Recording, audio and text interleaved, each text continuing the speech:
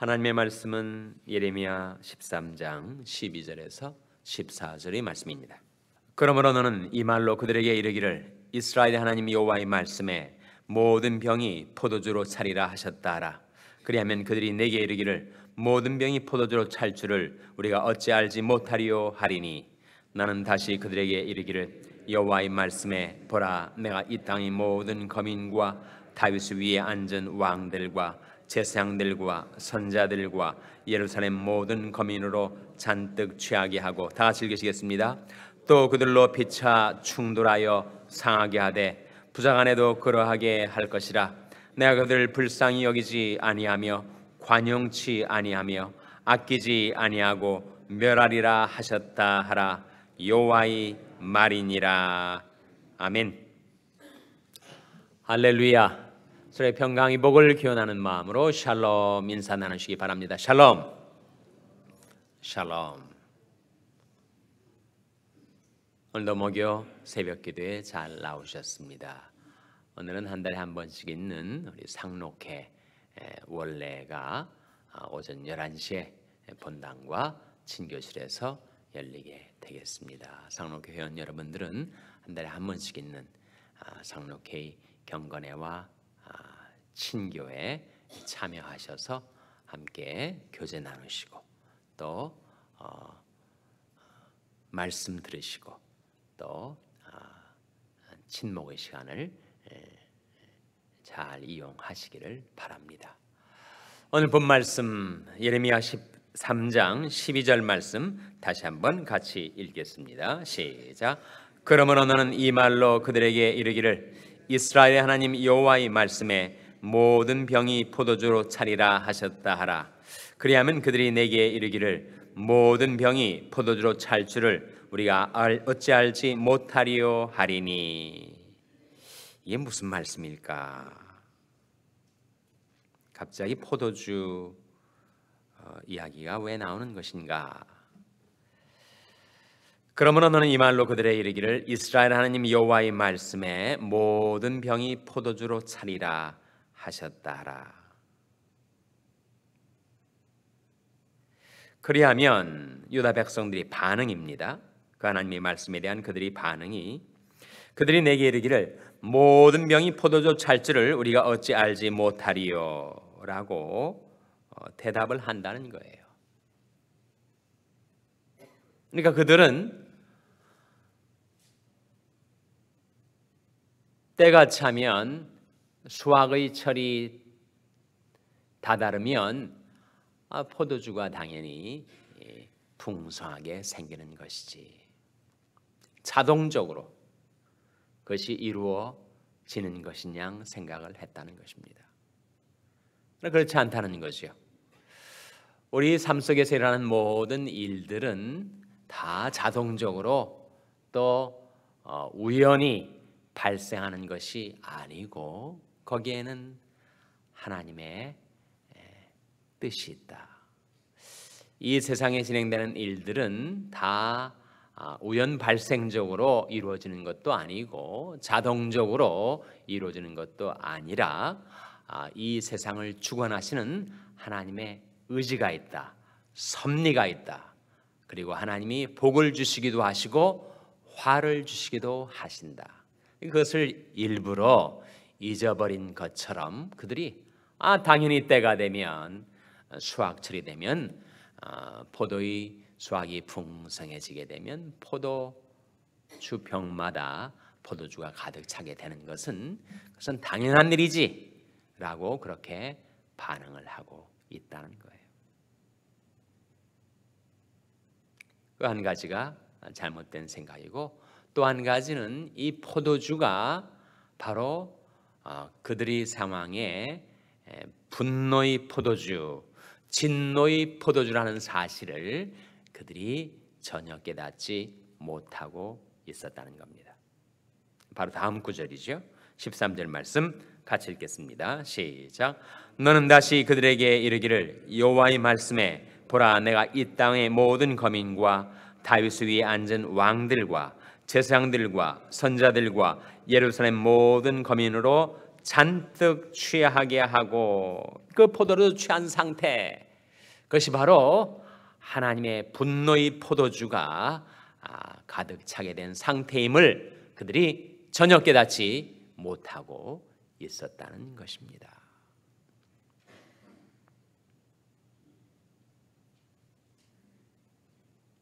그래서 그것이 자기들에게 다가오는 심판인 줄을 알지 못한 채 포도주에 취해서 흥청망청 살다가 포도주가 거나하게 취하게 되니까 서로 충돌하고 싸우고 다투고 그리고 결국은 패망하게 되었다. 다음 구절에 14절에 이런 말씀이 나오죠. 같이 읽겠습니다. 시작. 또 그들로 피차 충돌하여 상하게 하되 부자간에도 그러하게 할 것이라. 내가 그들을 불쌍히 여기지 아니하며 관용치 아니하며 아끼지 아니하고 멸하리라 하셨다라 여호와의 말이니라. 이 포도주의 특성 중에 하나가 싸우게 만듭니다. 포도주는 평상시에 온화한 사람도 격정적인 기질을 낳게 만들고, 그리고 겸손했던 사람도 이상스럽게 술에 취하면 거만하게 되고, 그리고 조용했던 사람도 그렇게 왁자지껄 떠들게 만드는 특성이 이 포도주와 독주에 있습니다. 그러니 거기에 취해서 그 술기운에 의해서 움직여지게 되는 사람은 지혜로운 사람이 아니다. 잠언 20장 1절 말씀 한번 보시기 바랍니다. 잠언 20장 1절 말씀. 잠언 20장 1절 말씀은 구약성경 932면입니다. 잠언 20장은 최근에 여러분이 한번 읽어보셨을 거예요. 언제 읽어보셨어요? 어제 읽어보셨습니까? 어제가 잠언 20장을 읽을 날입니다. 왜 그렇습니까? 어제가 바로 1월 20일이니까 해당 날짜의 잠언을 읽으시라. 저도 이 말씀을 어제 읽으면서 정말 이 말씀이 맞는 말씀이지. 자, 20장 1절 말씀 같이 읽겠습니다. 20장 1절 말씀 시작. 포도주는 거만케 하는 것이요 독주는 떠들게 하는 것이라. 무릇 이에 미혹하는 자에게는 지혜가 없느니라. 포도주는 거만케 합니다. 겸손했던 사람도 거만하게 만들고, 독주는 조용했던 사람도 떠들게 만듭니다. 그래서 무릇 이에 미혹하는 자에게는 지혜가 없다는 거예요. 사람이 거만해지고 떠들게 되면 서로 충돌하게 돼요. 다투게 됩니다. 싸우게 됩니다. 그렇게 되기가 쉽다.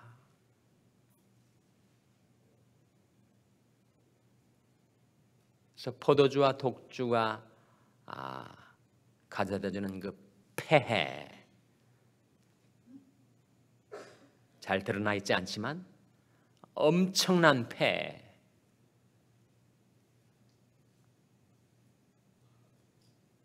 부부관계를, 부모와 자녀의 관계를 파괴시키는 그런 폐해가 있습니다. 정말 순전한 어린 아이들의 눈물에 정말 피눈물이 나게 만드는 그 술의 폐를 우리는 알고 있습니다.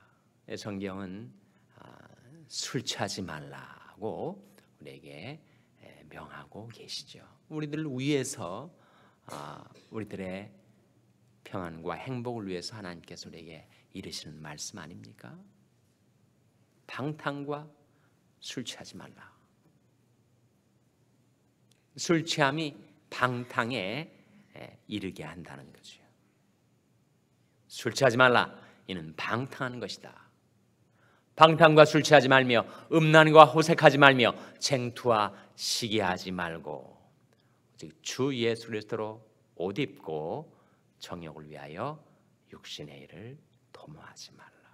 이 성경은 술로 인한 폐를 우리에게 경계하는 일을 주저하지 않습니다. 그래서 그저 술에 만취돼 가지고 그야말로 자기 통제력을 상실한 채 온갖 방탕에 자신의 몸을 내어 맡기는 그 정도에 이르지 않는다면 반주로서 포도주를 좀 즐기는 것이 오히려 혈관 건강에도 좋다고 하니까 좀 마셔도 되지 않겠는가라고 하는 생각이 은연중 심지어 그리스도인들에게도 들어와 있지만 성경은 거기에 대해서 우리가 통상 생각하는 것과 다르게 말씀하시죠. 잠언 23장에 나온 말씀 한번 보시기 바랍니다. 한 두 장을 넘기시면 잠언 23장 말씀이 또한 나옵니다. 잠언 23장 29절 말씀 이하에 이런 말씀이 나오죠. 구약성경 937면 잠언 23장 29절 말씀 이런 말씀이 나옵니다. 재앙이 네게 있느뇨, 근심이 네게 있느뇨, 분쟁이 네게 있느뇨, 원망이 네게 있느뇨, 까닭 없는 창상이 네게 있느뇨, 붉은 눈이 네게 있느뇨, 술에 잠긴 자에게 있고 혼합한 술을 구하러 다니는 자에게 있느니라. 포도주는 붉고 잔에서 번쩍이며 순하게 내려가나니 너는 그것을 보지도 말지어다.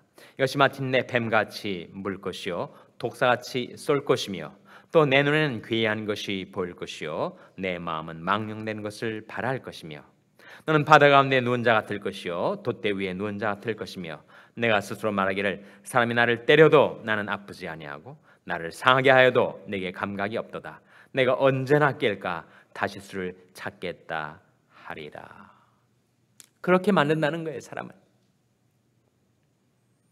그래서 만일 특별히 내가 그런 취약성을 지닌 자라면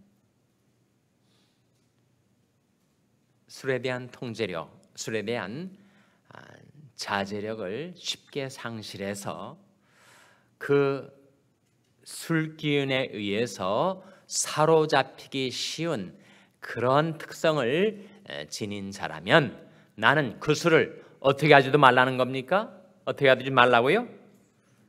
보지도 말지어다. 31절 말씀에 포도주는 붉고 잔에서 번쩍이며 순하게 내려가나니 너는 그것을 보지도 말지어다. 취하지 말 뿐만 아니라 보지도 말라. 만일 포도주로 인한 즐거움을 내가 다 포기한다면 대체 이 인생을 무슨 재미로 살까? 포도주로 취한 상태하고 비슷하게 보이지만 그와 비교할 수 없을 정도로 사람을 살려주는 새 술이 우리에게 주어졌는데 그것이 뭐라는 거예요? 술 취하지 말라. 이는 방탕한 것이니 오직 성령의 충만을 받으라. 성령으로 충만케 되면 우리는 그야말로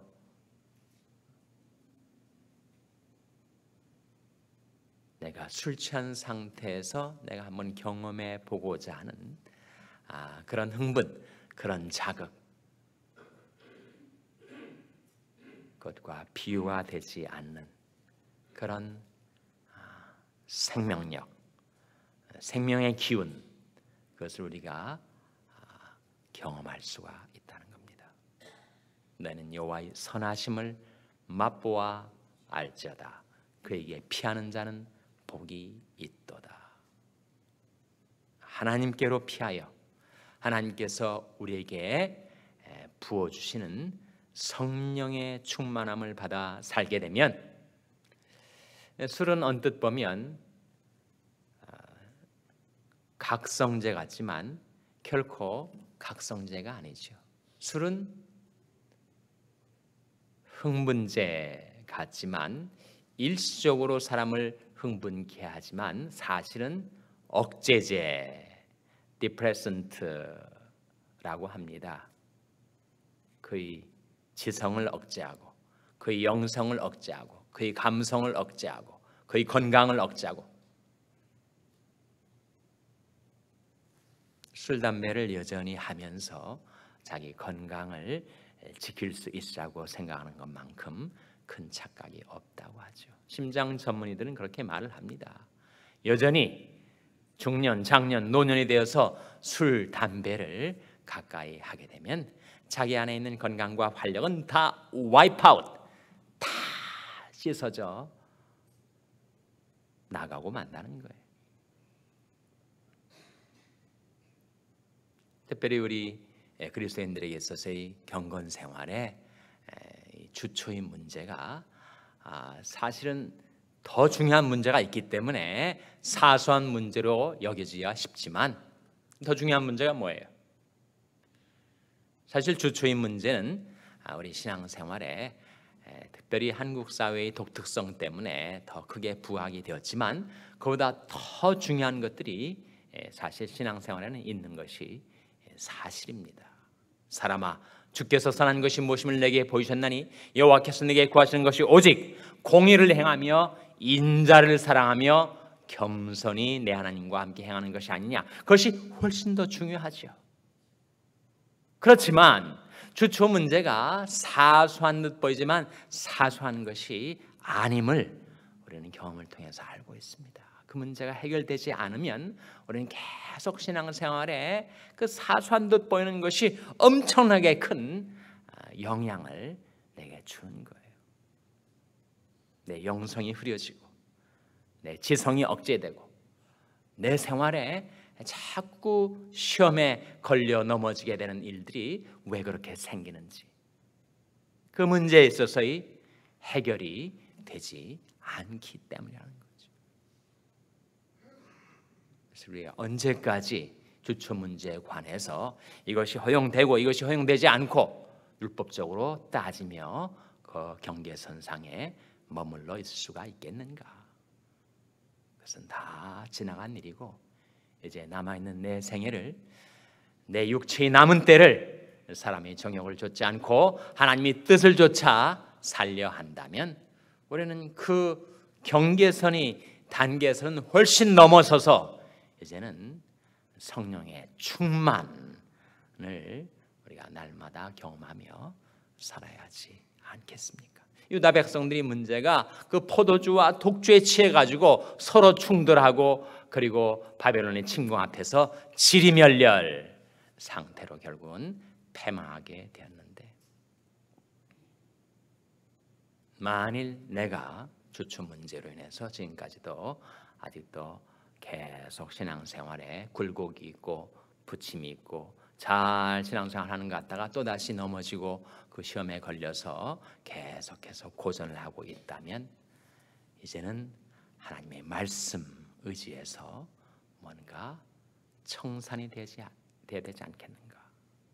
방탕과 술 취하지 말며, 음란과 호색하지 말며, 쟁투와 시기하지 말고 오직 주 예수 그리스도로 옷 입고 정욕을 위하여 육신의 일을 도모하지 말라. 술 취하지 말라. 이는 방탕한 것이니 오직 성령의 충만을 받으라 하신 하나님의 말씀이 저와 여러분의 삶 속에 이루어지게 되시기를 주님의 이름으로 축원합니다. 기도하시겠습니다. 오늘 말씀 기억하며 하나님, 저희들이 경성하여 기도하며 살겠사오니 성령으로 충만케 하여 주시옵소서. 기도하시기 바랍니다. 우리 자녀들을 위해서 기도할 때 하나님, 저희 자녀들이 세속에 물들지 않고 성령의 충만함을 받아 살게 하여 주시옵소서 위하여 기도하시기 바랍니다. 병사 있는 연약한 지체들을 위해서 기도하실 때 하나님, 그들과 권능의 손으로 속히 회복시켜 주시옵소서 위하여 기도해 주시기 바랍니다. 우리 샬롬교회를 위해서 기도할 때 하나님, 저희 샬롬교회가 세상에 취하지 아니하고 오직 성령의 충만한 교회가 되게 해달라고 기도해 주시기 바랍니다. 여러분의 생업을 위해서 기도하시고, 페루의 최갑순 선교사님을 위해서 기도해 주시기 바랍니다. 하나님이 아침에 하나님 앞에 나온 죄들을 성령으로 충만케 하여 주시옵소서. 이런 제목들 놓고 우리 합심해서 기도하겠습니다.